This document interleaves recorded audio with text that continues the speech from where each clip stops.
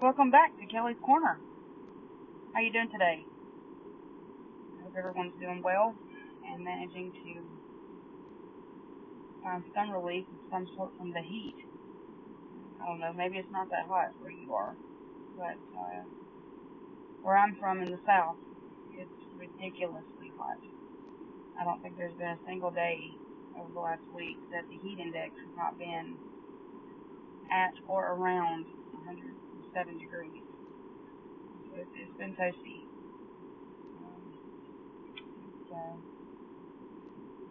I like the summer, but I hate the heat. Make that make sense, right? It's been a lot of staying in the air conditioning. Living with it the best I can. But I hope everyone's doing well and enjoying this Independence Day weekend. I'm assuming everybody has the day off today, since tomorrow's the actual holiday on a Saturday. But jumping on July 3rd instead of the 4th, or even the 2nd, simply because of time. But this will not post until the 4th.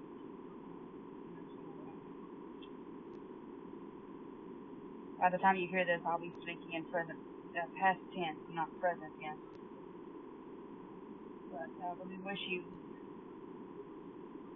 at least my American followers, a happy Independence Day.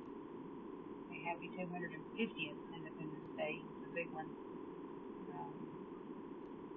What do you guys say? Do you guys say Happy July 4th or Happy Independence Day? I tend to lean toward the Independence Day route, simply because every country has a July 4th. But America has an Independence Day on July 4th. We get to celebrate our independence on that day. There's not a wrong or right answer. That's just my personal preference to say Happy Independence Day. If you say July 4th, that's fine too. Everybody knows what you mean. But just kind of curious as to what you guys say. Somebody pointed that out to me a couple of years ago that I say Independence Day instead of July 4th. So I thought that was kind of a neat little tidbit. But there's a lot of history between July the 2nd and July the 4th. Not so much on July the 3rd, really, but we'll dive into what I know and what I want to share. First of all, and I'm not sharing in any order of importance, kind of keep stuff together. July the 2nd, 1937 was the day that Amelia Earhart and her co-pilot, co-navigator, Fred Noonan, went missing somewhere over the Pacific. Their bodies in the plane have never been recovered, never been found. No trace of them has ever been found. And there's been conspiracy theories over the years as to what happened to them. Did they crash in the ocean? Did they somehow manage to land on an island and kind of like Gibson's Island and get stuck? All these years later, I don't think we'll ever really know.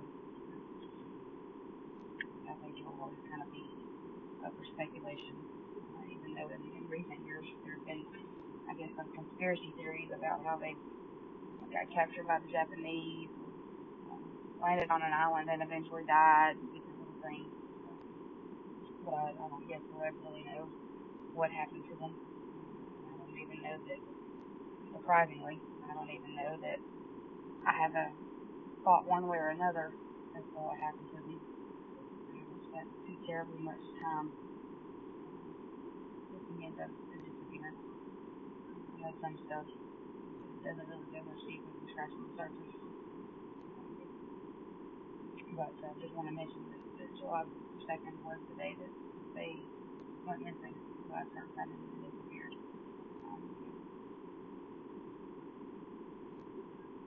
Maybe at some point we'll get answers. It took 70-something years for the Titanic to be found, so maybe at some point something will come about.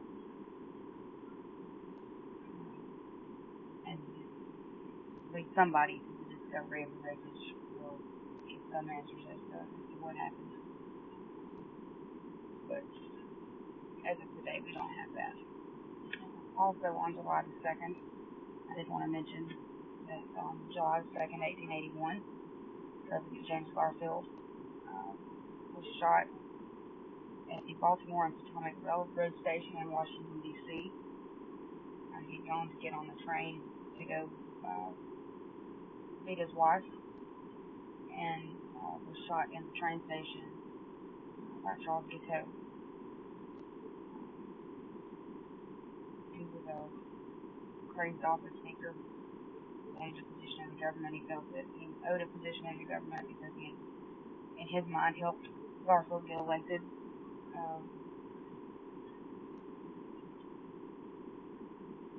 But when he was denied, he shot Garfield, believing that Arthur, when he became president, he was vice president, when he became president, would make him an office speaker, give him the position that he wanted. He was wrong, but in his crazed out mind, I guess he thought he was doing the right thing. But interesting to note, Robert Todd Lincoln, who was the oldest son of President Abraham Lincoln, was in James Garfield's cabinet and was actually with him in the train station the day that he was shot. He was in Washington, D.C. at the White House when his father was shot, and then he was actually with President Garfield when he was shot, and he was just happened to be in Buffalo when William McKinley was shot. So 3 of the 4 presidents, Robert Todd Lincoln had a very interesting and very close encounter with their assassination. In fact, after McKinley was shot, he made a comment about his coincidences with presidential assassinations and such, and decided that he better, for the betterment of everybody involved, he would decline invitations to presidential functions because things didn't turn out very well when he was around. Whether it was Jeeps or whatever, it is what it is depending on what you believe. But he did have a very interesting encounter with presidents and presidential assassins. Interesting to note. And back to Garfield, he was shot on July the 2nd, and bless his heart, he didn't die a graceful death. He didn't die a pain-free death. He died a very agonizing and a very painful death. And Charles Guiteau argued after President Garfield died in September the 19th of 1881, 11 months after being shot. He argued that it wasn't him that killed the president. Yeah, he fired the gun, but it wasn't the bullet that killed him. You see, back in Garfield's day, the doctors didn't really believe, at least many of them, hadn't grabbed a hold of antiseptic and infection and that kind of thing yet. And so when the doctors were examining him, they wouldn't wash their hands. They wouldn't use sterile gloves or anything like that. They just poked their dirty fingers and dirty instruments. They didn't even sterilize the instrument. They would just poke their dirty fingers, dirty instruments, whatever, in the wound. And so every time they did, it reintroduced infection and pushed the infection that was already there deeper and deeper into his body. And so it quickly spread throughout his body. And so most historians believe, had they just left him alone, he would have recovered from the gunshot wound. But because they didn't, and they were trying to find the bullet, and doing this and that and the other, um, to quote, save the president. They ended up killing him because of the infection that he got while being examined by his own doctors. Interesting to note, one of the doctors that examined him, his main doctor that examined him, his name was Dr. Doctor.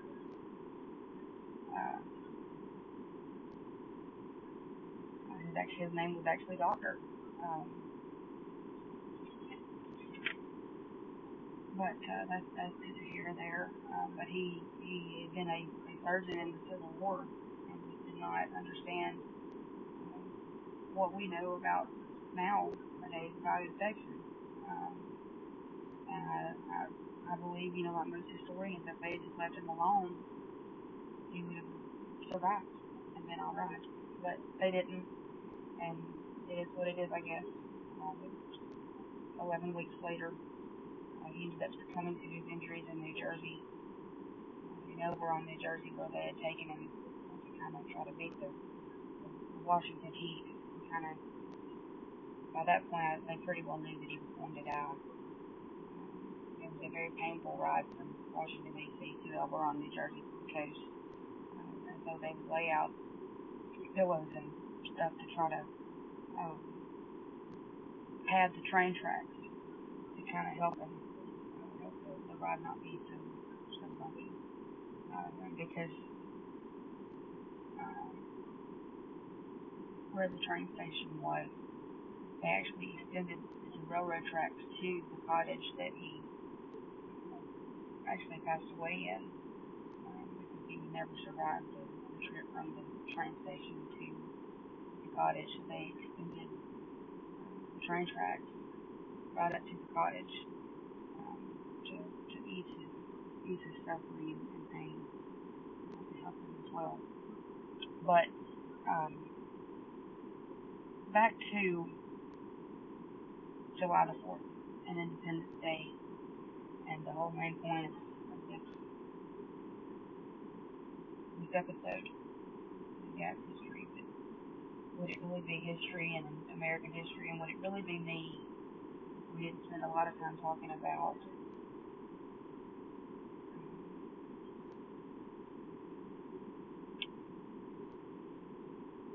independence, the 250th anniversary of July the 4th.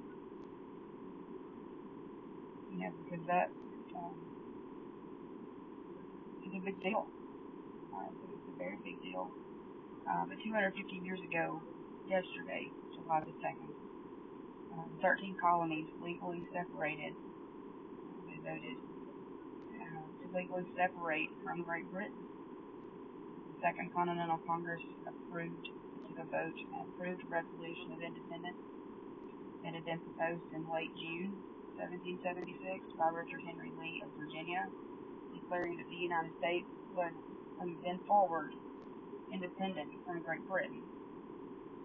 So that vote actually took place on July the 2nd. It's interesting to note the vote wasn't unanimous. In fact, the vote was very close, and there was some question as to whether or not it was going to pass. And there's a guy, one of our founding fathers, his name is Caesar Rodney, and he had been at home in Delaware receiving cancer treatments. He'd been plagued with cancer. In fact, if you've ever seen the miniseries John Adams, it's a great miniseries. If you haven't seen it, I highly recommend it. It's a great miniseries, but if you've ever seen it, in the scenes of the Continental Congress, there's a guy that has this like scarf thing on his head, looks like a wrap.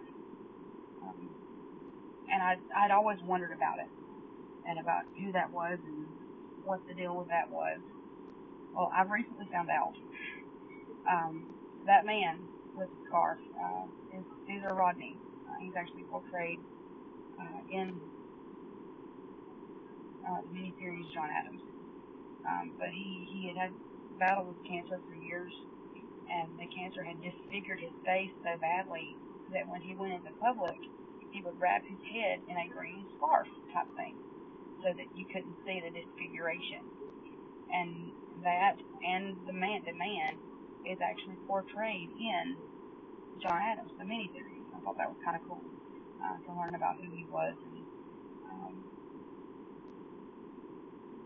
the interesting little tidbit about the scarf and what that was about. Because I'd always seen it and kind of wondered, who's this guy and why has he got a thing on his head in the blazing hot summer? Well, now I know. But anyway, he'd been in Delaware, in Dover, at his home, receiving cancer treatment, and he suffered from asthma as well, so he was dealing with that also. But he got word that the Congress was deadlocked, and there was some question as to whether or not the independence vote was going to pass.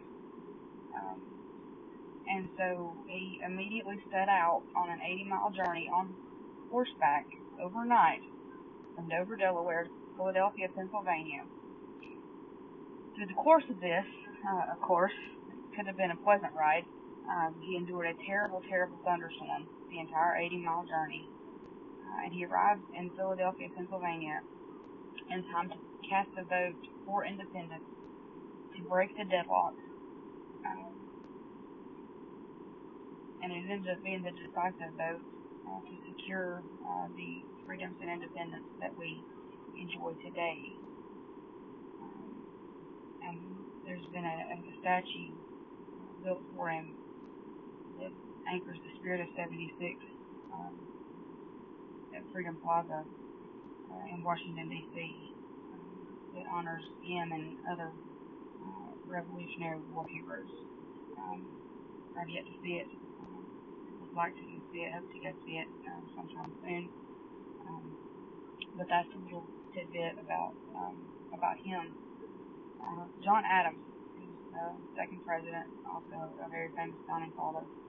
He wrote a lot of letters to his wife Abigail during this time while he was away in Philadelphia. They wrote letters all throughout their marriage, but some of the most famous ones come from this time period around independence while he was in Philadelphia and she was at home with their children in just outside of Boston and Braintree, which is now basically Quincy. But he wrote a letter on July the 2nd, 1776, after the vote took place, to her. And he said, the second day of July, 1776, will be the most memorable epoch in the history of America. I'm apt to believe that it will be celebrated by succeeding generations as the great anniversary festival.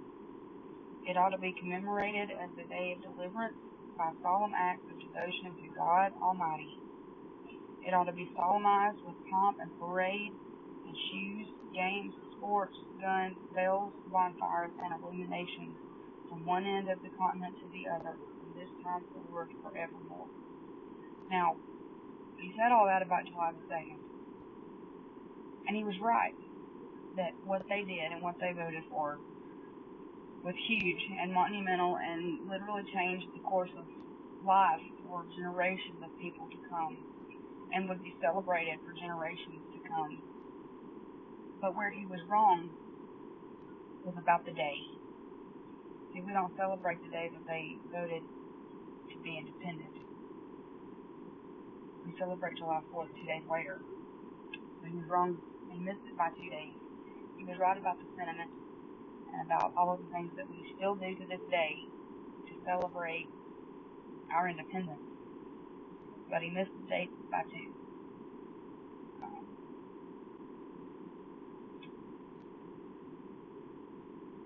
And I don't know why we celebrate necessarily the 2nd over the 4th over the 2nd, when the change took place. It's always been July the 4th. It's never been July the 2nd like John Adams thought it would be. I don't necessarily guess that it matters which day we celebrate necessarily, just as long as we celebrate and remember what they did. Because 250 years ago tomorrow, as I'm recording this,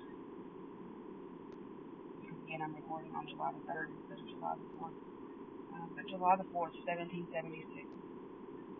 250 years ago, 56 delegates of the Continental Congress, which included men like John Hancock, Thomas Jefferson, John Adams, Benjamin Franklin, Samuel Adams, not the bear, Richard Henry Lee, and 50 other men voted to approve the final wording of the Declaration of Independence. And by declaring their independence and signing this document, they were in fact committing treason against the British Crown, which was punishable by death. So they were putting a lot on the line, and they were risking a lot. If America had lost the Revolutionary War, at minimum, their best case scenario would have been that King George would have chosen to hang them. I don't even want to think about what worst case scenarios they could have faced. Much worse situations than what hanging would be.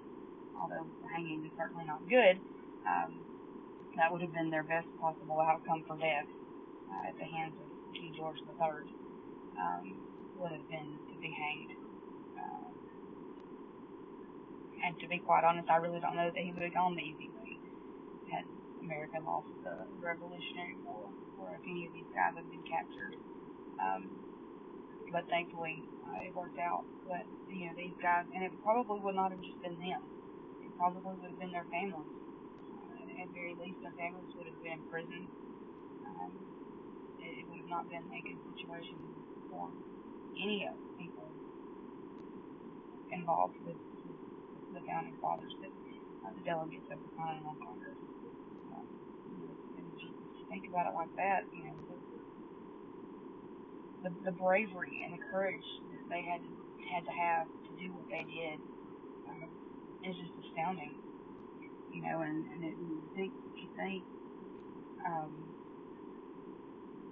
now to kind of hold names like that kind of up on a pedestal, because they're special and they made a difference in not just their lives, but in the lives of many generations afterward and to come. But at the time and before, they were just regular, ordinary people. They were literally nothing special. They were, John Adams was a lawyer, and they were farmers, and Warren was a doctor. They had families, they had lives.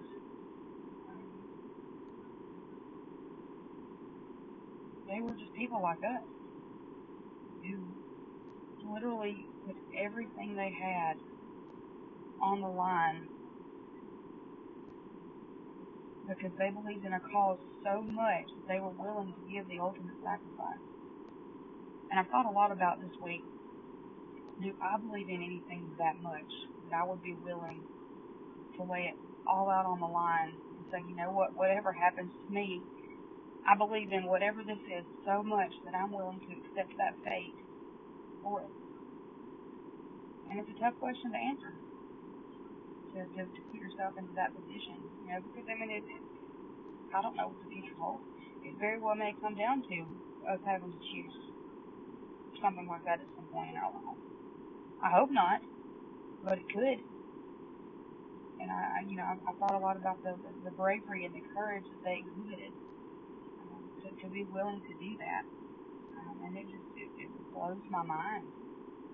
There's no other way to describe it. And it's important to note that this wasn't unanimous. Just like today we have people that don't necessarily agree with the same political stances that we have. The same was true back then. Not everybody in America, and not every delegate that was there, wanted independence. Wanted, some people just wanted to keep the status quo. They believed that, it's bad, but it could be worse, and let's just keep things like they are. And so there was some debate back and forth, and some people abstained from voting. Some delegates just refused to vote. And in doing so, it allowed the Declaration to pass. But there was some. Not everybody believes the same way, and not everybody is. As it went on, not everybody believed the government should be set up the way that it was, and all this, that, and the other. Everybody had their own opinion. So there was a lot of questions they had to answer. But although there is some debate about when the Declaration was actually signed, the general consensus between most historians, and I tend to believe this as well, is that most of the delegates signed it on August the 2nd, 1776. Not really July the 4th. John Hancock may have signed on July the 4th as the president of the Congress, but it is very clear that they approved the wording on July the 4th. That those did take place on July the 4th. So technically that's what we're celebrating. Not necessarily that they signed the Declaration of Independence on July the 4th, because that, in most likely cases, did not happen. But John Hancock, as the president of the Congress, was the first to sign, and he signed in the very center of the document in a clear, legible, and very large fashion. He wanted to make sure that when King George got that document, that the first thing he saw was John Hancock. He didn't want anybody to mistake the fact that his name was on that document, because it is very clear, it is very bold, and it is very, very large right there on the document. And he wanted to make it impossible for anybody to miss it. And if you've ever seen the copy of the Declaration of Independence at the National Archives in Washington, D.C., you have undoubtedly seen John Hancock's name. There's no way you could miss it. Some of the others underneath wrote smaller. I mean, everybody wrote smaller, but some wrote, considerably smaller. And you can almost overlook their names, but you're not going to miss John Hancock. You're gonna see it, and you're gonna know. There's another guy I wanted to make mention of, who was more of an obscure delegate in Founding Father, and it's a guy by the name of Charles Carroll. He's from Maryland, and Charles was kind of a common name, and even back then it was more so a common name. And Carroll is kind of a common last name, especially back then.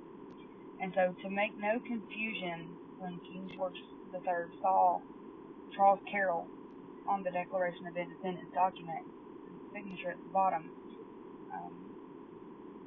if King George started to come after the delegates, Charles Carroll wanted to make sure that King George knew which Charles Carroll to come after. And so, instead of just signing Charles Carroll, he went a step up beyond, and he signed Charles Carroll of Carrollton, to make sure that there was no mistake that it was him that signed the document. And that took some bravery too, because he could have just signed Charles Carroll, and if King George had come, sent people after him to arrest him, that's not me, I didn't sign that document. Well, he wanted to make sure there was no mistake, and there was no denying that it was that Charles Carroll, the only Charles Carroll in Carrollton. And each of these brave men, none of them were afraid to give the ultimate sacrifice, their lives, so that we can live and enjoy the freedoms that we have and we hold so dear today. And that's what Independence Day is about. It's about celebrating that we are still, 250 years later, the land of the free and the home of the brave. And we can celebrate that we are still, 250 years later, one nation under God. This Independence Day, 250 years is huge. All Independence Days are to be celebrated and are a big deal. 250 years is special. There's a verse of scripture that I wanted to share, and it fits right along with this. And it's Psalm 33:12, and it says, "Blessed is the nation whose God is the Lord, and the people whom He has chosen for His own inheritance." I'm thankful that these men put their life on the line 250 years ago, so that 250 years later I can sit here in a Christian nation and don't have to worry about going to church, being able to worship how I want to worship, where I want to worship, when I want to worship. I don't have to worship under persecution because I have the freedom to do so. And that's something that we should never take for granted. Because like Reagan put it, something to the effect of we're one generation away from not having what we have. And there's a lot of truth to that. You know, what's going on in New York. You know, they have elected a communist, an openly communist mayor, who's now wanting people to set their house thermostat at 78 degrees, air conditioning at 78 degrees. I would suffocate in my own house. There is no way. But that's what he's wanting to do. And they've got a mess. And I don't know how it's going to end, but they've got themselves a mess. And it was by their vote. You know, they voted this guy in. And that's on them. You know, but it's not a good place. And I don't want to see that spread to the rest of America.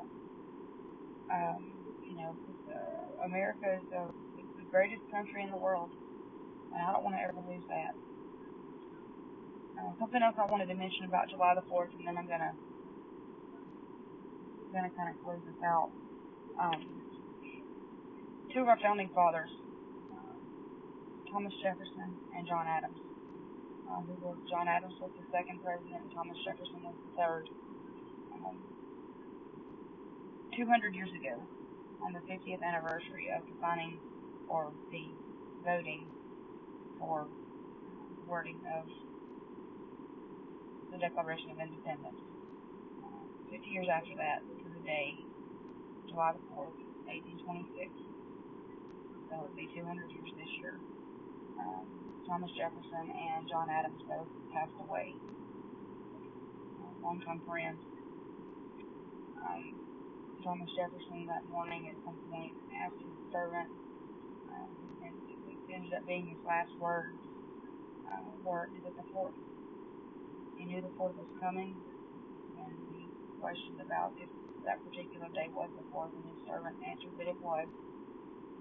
And those were to be his last words. At some point, you know, after that, he lost consciousness and died, never speaking again.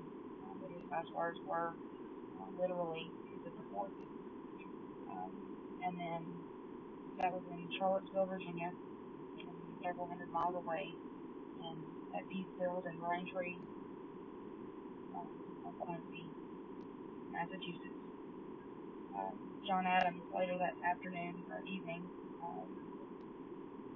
passed away, and his last words were actually, Thomas Jefferson survived. He did not know, had no way of knowing.